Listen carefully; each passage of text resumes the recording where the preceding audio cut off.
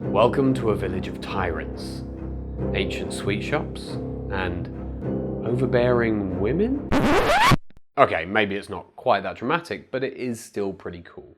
Nestled in the heart of the Kent countryside lies Chiddingstone, one of the best preserved Tudor villages in Britain. And despite its picturesque beauty, it does hide some stories of upheaval, invasion, and intrigue, some of which quite possibly date back to pagan times. Now, rumour has it that the name Chiddingstone actually comes from one of the village's more interesting geographical features, more specifically from this ancient sandstone, which is known locally as the Chiddingstone. How did it get that name? Well, that's where our troublesome women part comes in. Legend says it was used for druidic rituals, as an Anglo-Saxon boundary marker, and also as a place of punishment.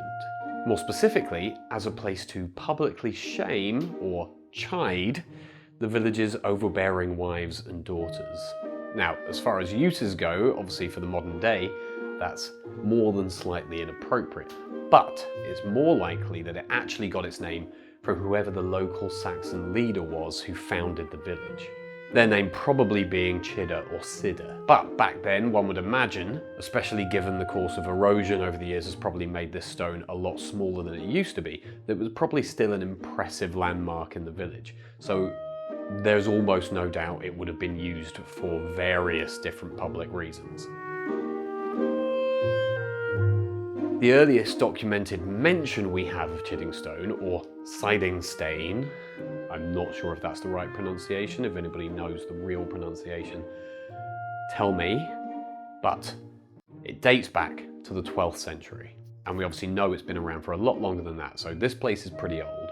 What we do know is that in 1072, after the Norman conquest, the village was handed to William the Conqueror's half-brother, Bishop Odo, as part of his Earldom of Kent. But unfortunately for the people of Chiddingstone and the area surrounding it, Bishop Odo turned out to be a bit of a dickhead.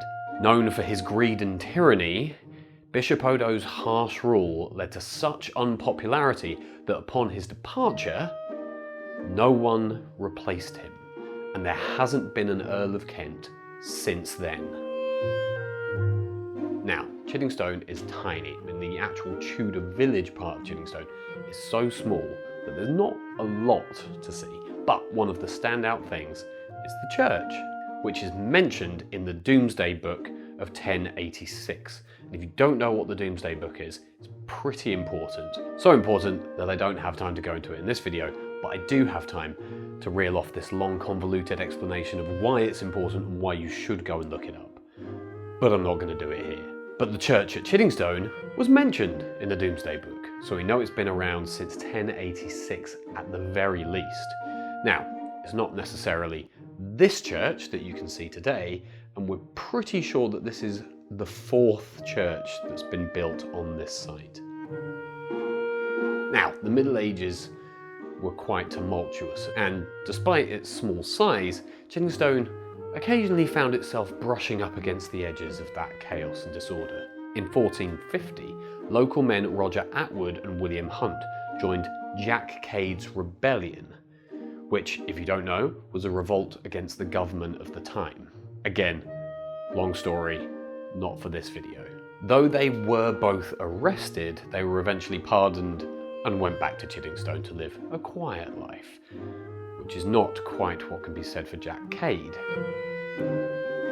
The village's next brush with fame came in the 16th century, when Sir Thomas Cullen, who just happened to be father of the, we all know who this is, Anne Boleyn, bought the local village shop.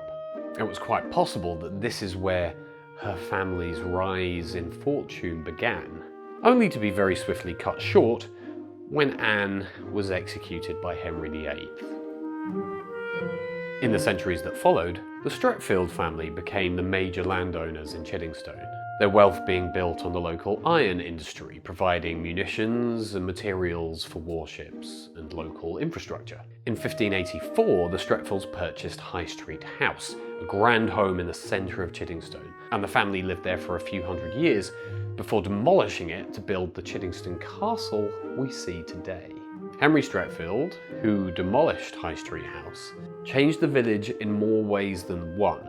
Not just because they'd gotten rid of the house that had been there for hundreds of years at the heart of the village and built a castle, but for one other reason.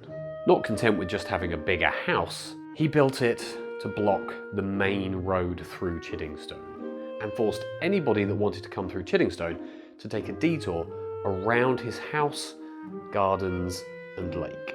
It's one way to put yourself on the map at the cost of straightforward infrastructure. In 1939, Chiddingstone became preserved in time when the National Trust bought the whole village, minus the school, castle and church. And today, because of their conservation efforts, it remains a relic of the past, with barely a touch of modernity to it.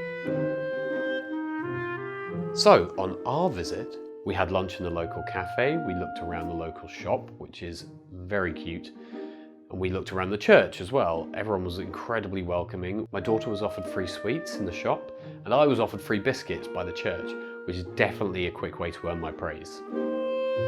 Ultimately though, Chiddingstone is a wonderful example of a small Tudor village, which has clearly strongly maintained a tight-knit sense of community for hundreds of years, even if that did used to mean publicly shaming the women. Hey guys, thanks for watching. If you enjoyed this video, this is the kind of thing we do. We do fascinating stories, fascinating history. Like, subscribe, comment, and we'll see you in the next one.